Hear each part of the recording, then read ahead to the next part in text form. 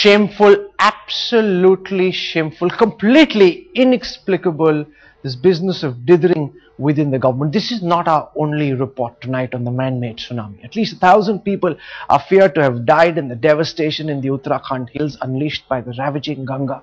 But the buck doesn't just stop here. Politicians, babus, want us to believe it's the gods who are to blame. They're refusing to own up to the acts of omission and commission that might have precipitated the tragedy.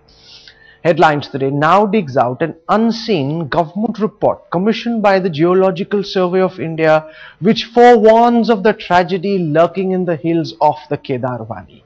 This report is very specific. It says that the area is highly avalanche prone.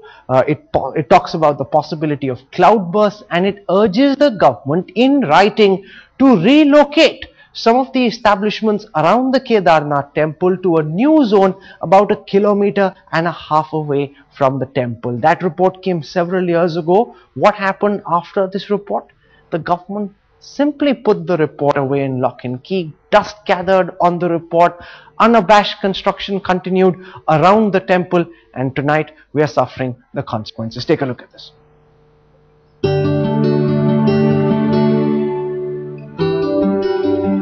Serene, picturesque and divine. 3 words sum up how Kedarnath town looked before tragedy struck, reducing it to a ghost town.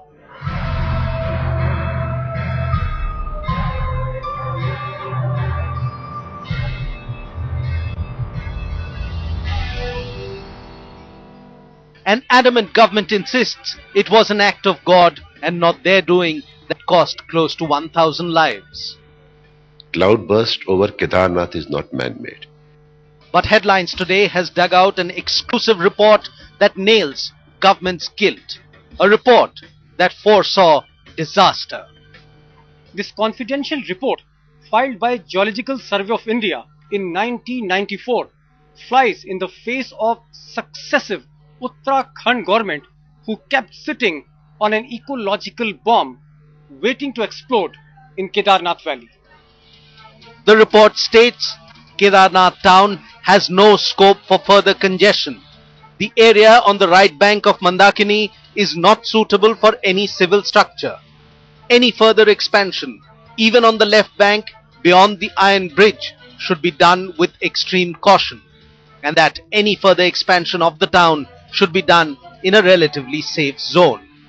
It clearly stated that several avalanche zones on the hill slopes on the right bank of Mandakini had washed away. A hydel power unit and an old Garhwal Mandal Vikas Nigam establishment earlier. For further development, we have demarcated about 0.5 kilometer to 1 kilometer down below on the left side of the moraine where helipad is there in area for further expansion of the township.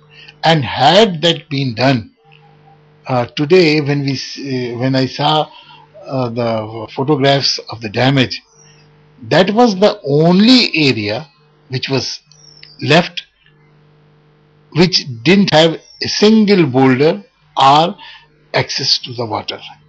It is over 19 years since filing of the ominous report warning of impending doom, but uncaring governments have been sitting on it waiting for tragedy to strike. Forget creating a safe zone 1 kilometer downstream from Kedarnath town's expansion.